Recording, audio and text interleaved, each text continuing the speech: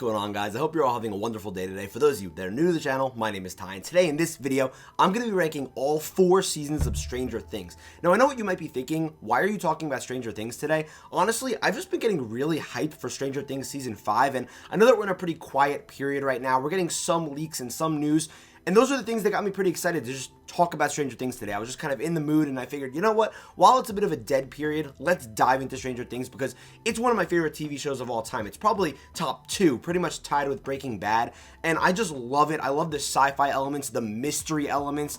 It's just an awesome show overall. I'm a big fan of it, but there is a ranking for it, at least in my opinion, and I know which one I think is the worst. I know which one I think is the best. Again, it's high quality television, but I've got to rank one of them last. I got to rank one of them first. So let's just dive right into this here. But first, I do just want to talk about Stranger Things just for 1 second as a whole. Like I already alluded to, it's one of my favorite shows. The problem is with Stranger Things, I feel like it gets hated on just because it's popular, and that's very unfortunate, but I feel like something that people just don't realize is that things are popular usually for a reason, that reason being that they're good. Like, I get it, you know, maybe you just don't really like Taylor Swift or you don't really like Drake or whatever. The reality is they do pretty much make good music, I mean, objectively, so it's unfair to say, oh, they're horrible, they suck. Those are 2 people that I feel like get hated on a lot, and I feel like that's what happens to Stranger Things. It's popular for a reason because it's extremely good, in my opinion, and I feel like this is a pretty safe, objective opinion.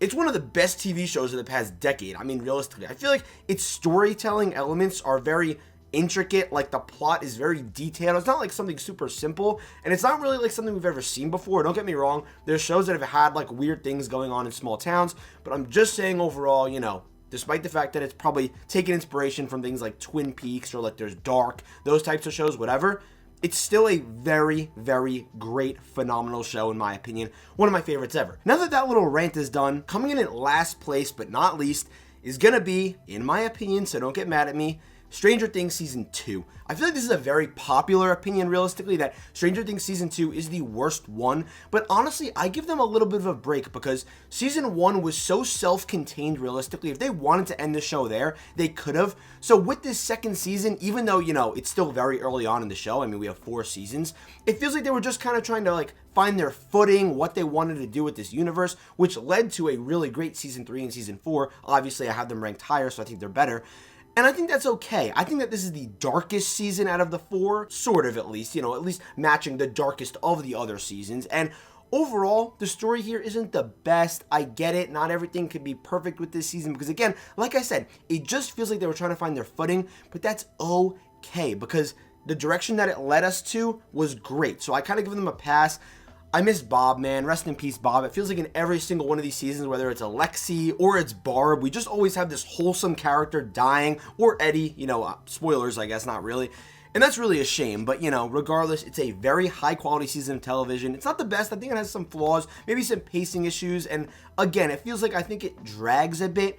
But regardless, it's still a pretty good season of television, and it's going to end up in last place, though, unfortunately. I forgot to mention this before I actually started the ranking, but I've got my Stranger Things tee on here. It is Chrissy getting, like, Vecna, and it says, like, Chapter 1, The Hellfire Club from Season 4. It's pretty fire. Shout out to my girl for getting this to me. I'm pretty sure she's the one that got it for me for my birthday. But let's just move on, because from here on out, I'm going to be honest. I really like Stranger Things Season 2, but the next 3 I love. So it was really tough for me to rank them, but at the end of the day, I had to give them their place. So coming in 3rd place, and this honestly kills me to put this here, is going to be Stranger Things Season 1.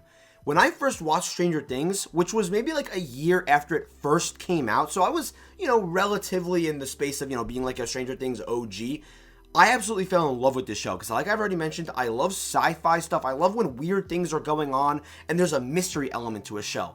Especially, again, like I already said, when it has like aliens or something like that. And that's kind of like what Stranger Things has. This first season was something special. From a storytelling standpoint, I had no idea where it was going. And even rewatching it, it's pretty cool, all the little things that you pick up on. Of course, we've got our main cast here. We've got, you know, our 4 main kids, and then of course 11 pretty much just joins on in, and even all of the side characters that this show managed to actually flesh out in this first season, because when you think about it, Stranger Things is like a large ensemble cast. Everyone has their own favorite character, you know. It's crazy how they're able to tie in like practically 10 or 15 or 20 characters in one season, in one show all together. And don't get me wrong, things did start slow, or start small at least, in that first season, but wow, did they really just ramp up from there. This season, again, like I already said, it's special to me. I love it. It's just in third place because I just feel like those other seasons built off of the first season. But don't get me wrong, this is an amazing season of television. But let's move on to second place. Coming in at second place is gonna be Stranger Things. Actually, I don't know why I keep saying Stranger Things. We're just talking about Stranger Things. But regardless, Stranger Things Season 4. Now listen, let me just start off by saying this. I actually think that Stranger Things Season 4 is the best season. However, it's not my favorite. I'm able to sort of differentiate those. I know that some people say that they're the same. I think that they're different. Personally, just my opinion. Stranger Things Season 4 was an absolute banger when it came out. The fact that they split it up into 2 parts, I was dying to watch that finale after I watched that first part, because boy oh boy did it hit. Like I was saying already, it's pretty much the highest quality season. I feel like from a storytelling standpoint, I mean, we've got characters in different locations doing different things. If I had to name like a couple of negatives before I really start getting into the positives here, I feel like the Hopper storyline is a bit slow, and it's kind of just dragging a little, like, you know, just to build up to that final fight with that Demogorgon in the Russian prison. However, I love the storyline that's going on with all the kids, the stuff in high school with Eddie, how he's like the weirdo, all the California stuff's great.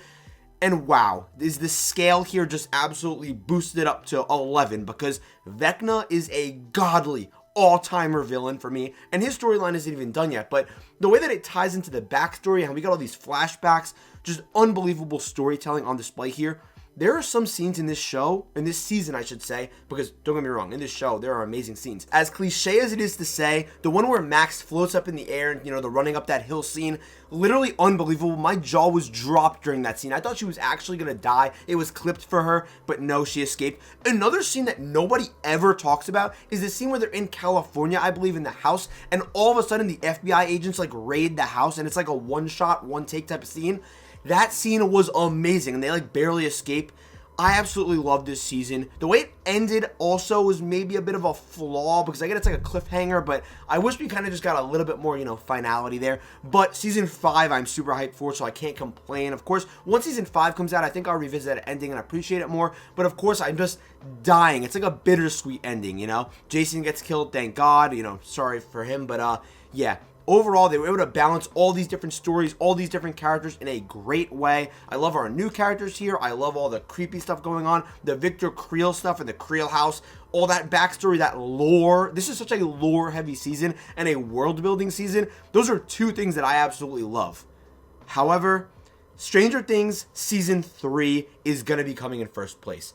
I remember when this season dropped, man, was it a special time. Right during the summer, it came out during the 4th of July, and the whole season was kind of themed around like summer and like, you know, your local town's fair and stuff.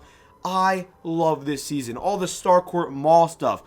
Billy, oh my God, Billy, what an incredible character. My favorite Stranger Things moment, it's going to be tough to beat ever, even in season 5, is when he sacrifices himself for Eleven. It's so sad. It's the definition of a perfect character arc. Started off as a super unlikable guy. I'm happy that at least he was in 2 seasons, but, you know, I feel like it does make sense for his journey to end where it ends. I love all the Russian stuff being incorporated, how, you know, our main man here, Hopper, dies, how there's all this secret stuff going on in Hawkins. Not like, you know, there hasn't been this whole time, but it's just so well executed. I love all the character moments in here. It feels like so fun, yet so dark.